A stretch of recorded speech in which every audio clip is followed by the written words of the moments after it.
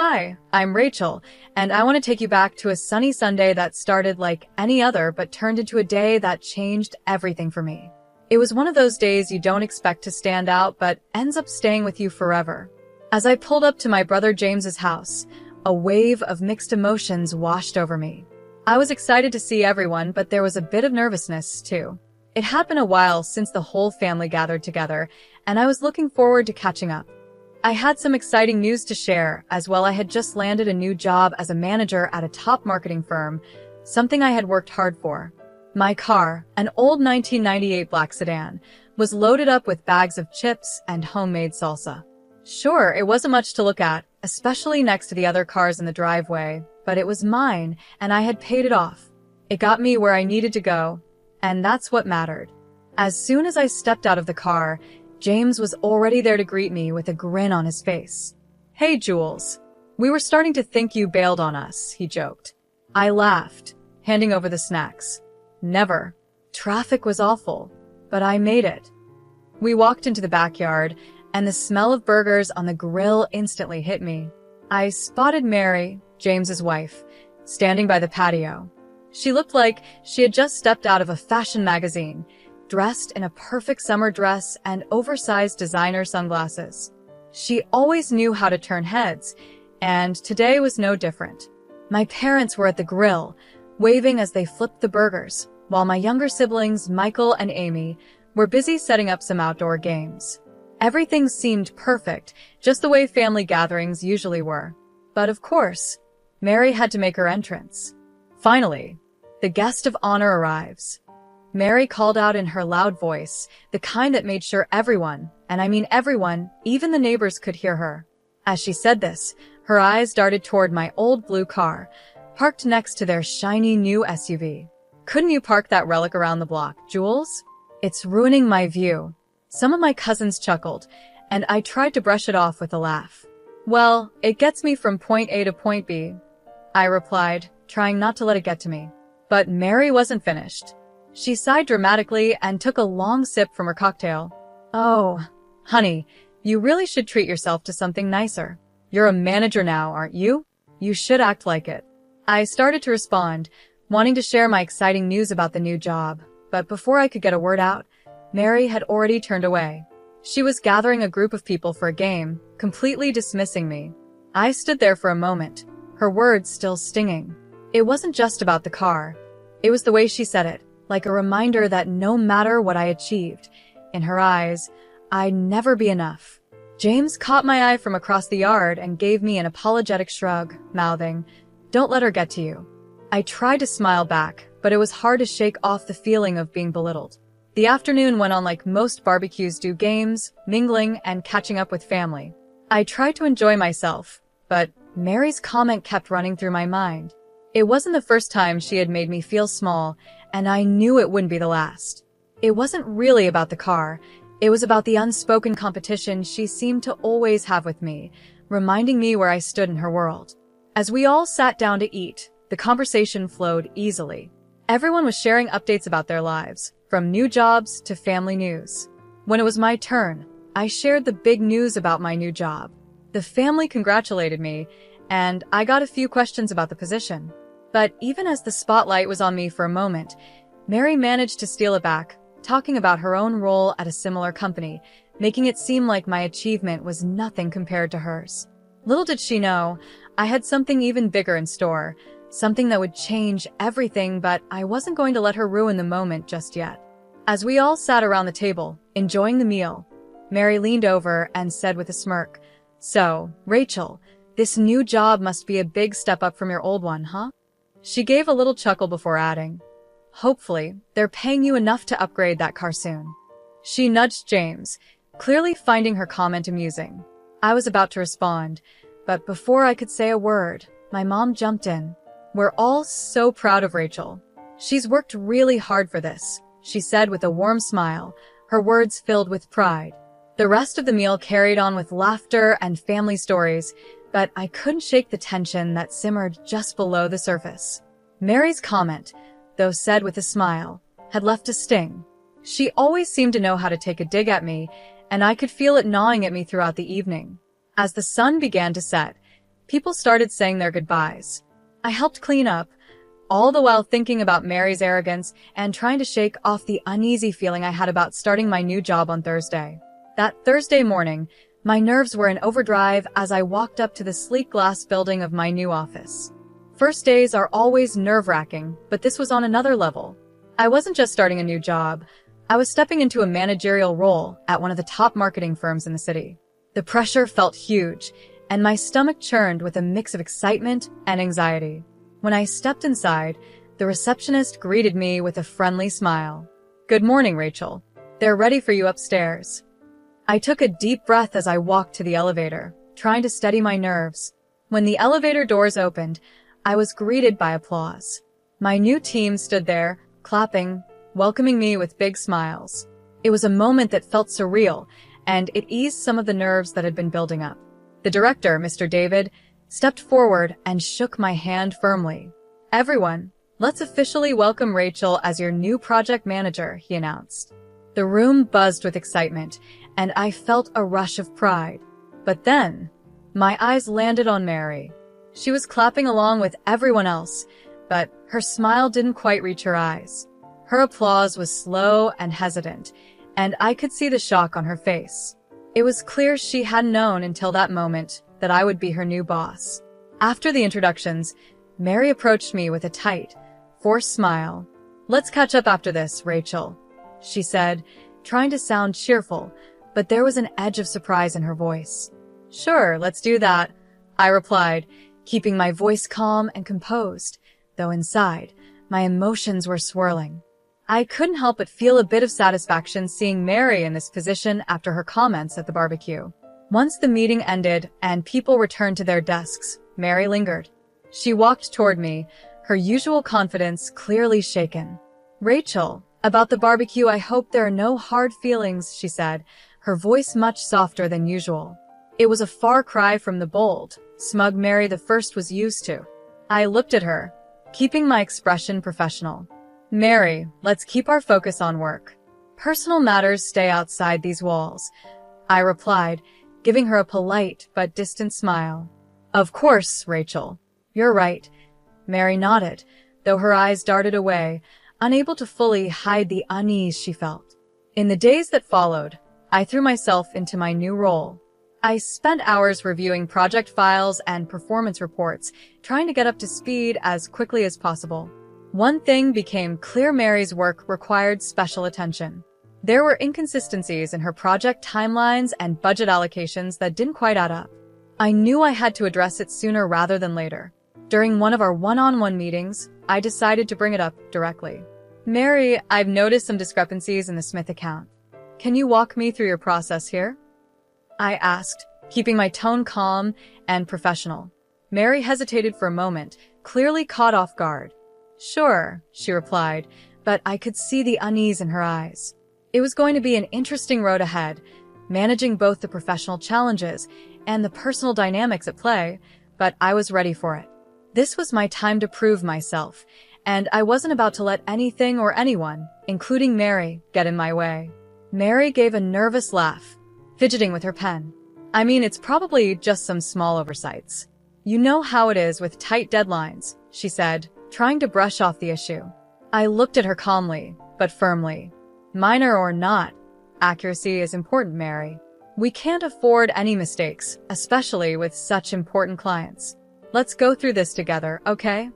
My tone left little room for excuses, and Mary quickly nodded. "Yes, absolutely.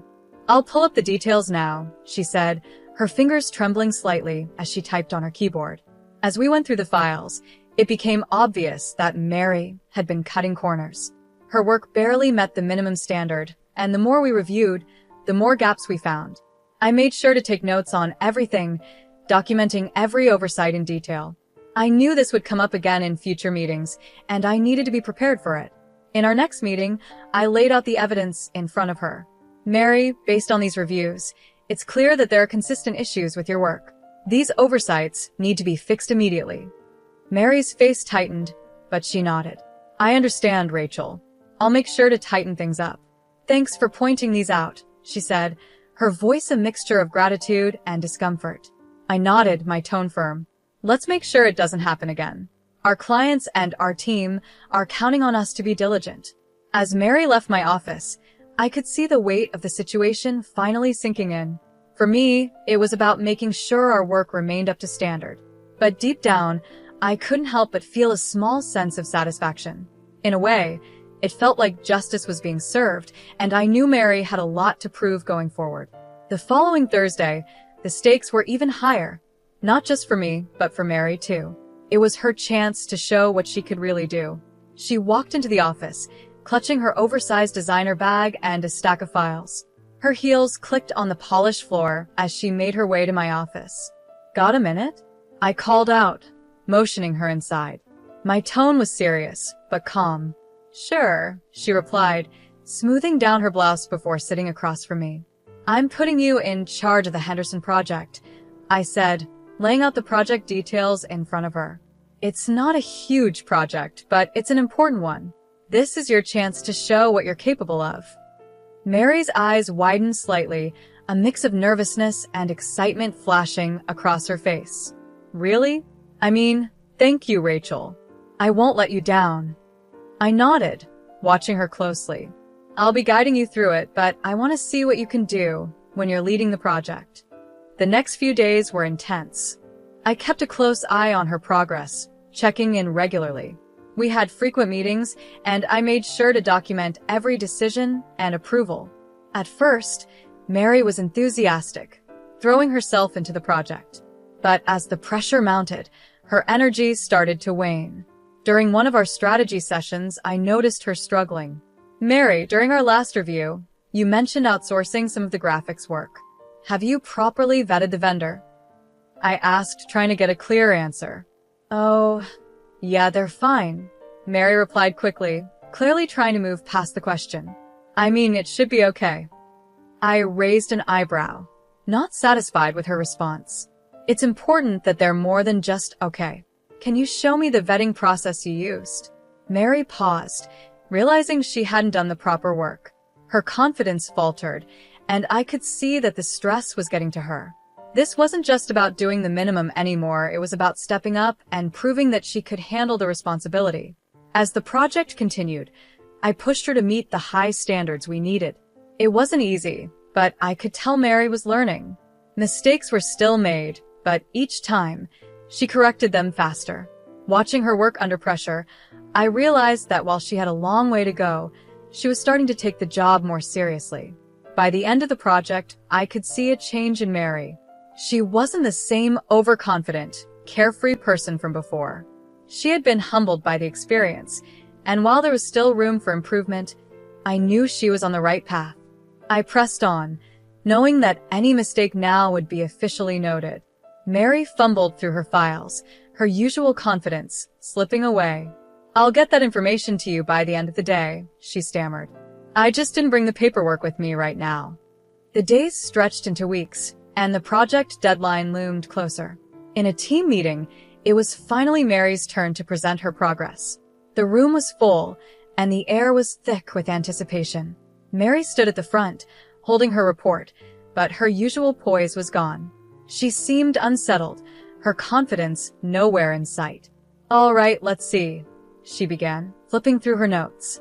"For the marketing strategy, we are, planning to," her words trailed off, and she stumbled over her sentences. The report lacked the depth and clarity that was expected, and I could sense the tension rising in the room. Mr. David, who was seated in the corner, raised his eyebrows slightly and gave me a nod, signaling his concern. This was the moment I had been waiting for. "Mary," I interjected, "could you clarify how the budget was allocated? There seemed to be some discrepancies between your report and the original estimates." Her face turned red as she shifted uncomfortably.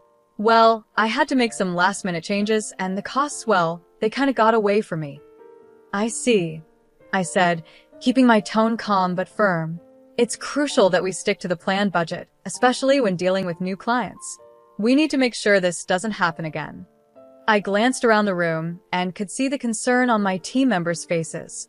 It was important for everyone to learn from this, not just Mary. As the meeting ended, the team shuffled out, and murmurs about the project's status filled the room. Mary lingered behind, her defeat evident. Her usual confidence had crumbled, and I could see the weight of the situation settling on her. "Rachel," she said quietly as she approached me. "I try to handle it, but I don't know what went wrong." I looked at her, my tone firm but not harsh. "Managing projects is about oversight and adaptability, Mary. We need to discuss how we can fix this." Mary nodded, agreeing to meet with me later to work through the issues. I could tell she was embarrassed, but this was more than just her failure. It was about maintaining a high standard for the entire team. I documented everything carefully, noting the issues in her work. It was clear to everyone now that her mismanagement had caused problems, but I wasn't happy about her struggle. It wasn't about revenge. It was about protecting the company and our clients. Upholding professional standards was key. The day after that rough meeting, the office was unusually quiet. As I made my way to my desk, I could hear whispers behind me. People were talking about what had happened. Mary was pacing near the water cooler and intercepted me before I could even sit down. "This was a setup, wasn't it?" she accused, her voice full of tension and confusion. "You've been out to get me from the start." I stood my ground and met her gaze. "I gave you an opportunity, Mary," I said evenly. "The outcome was in your hands, not mine." Mary looked frustrated, her anger barely contained. I understood that she was upset, but her accusation wasn't fair.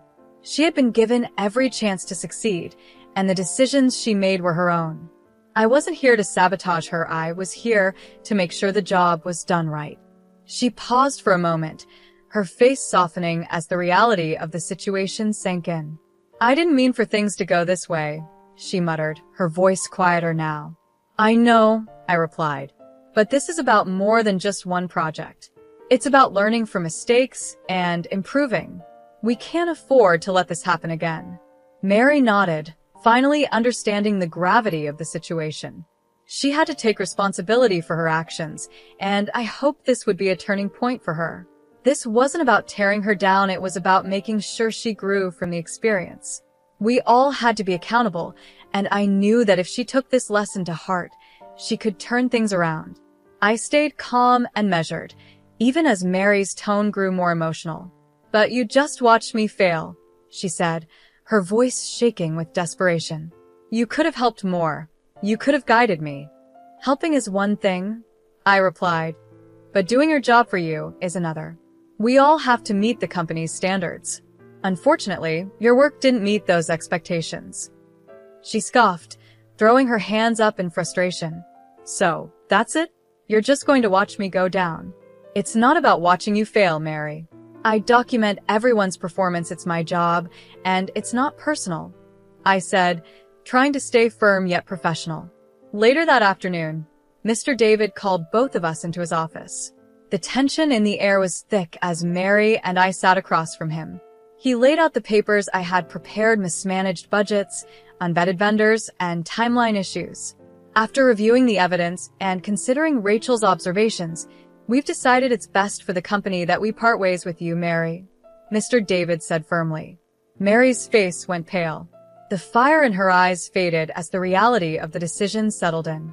"I understand," she whispered, her voice barely audible. The news of Mary's termination spread quickly. At the next family gathering, the atmosphere felt a little strange. My brother James approached me while I was pouring myself some coffee. "I know it's been tough, Jules. Are you okay?" he asked, his concern clear. "I did what I had to do, James. It wasn't about revenge, it was about integrity," I said, feeling the weight of the situation. He nodded and gave me a reassuring pat on the shoulder. "I know, sis. And I think deep down, everyone else knows it too." Our parents, ever supportive, didn't bring up Mary's absence. Instead, they focused on keeping the family together, making the night feel lighter as it went on. The laughter and conversation slowly helped ease the tension that had been there earlier.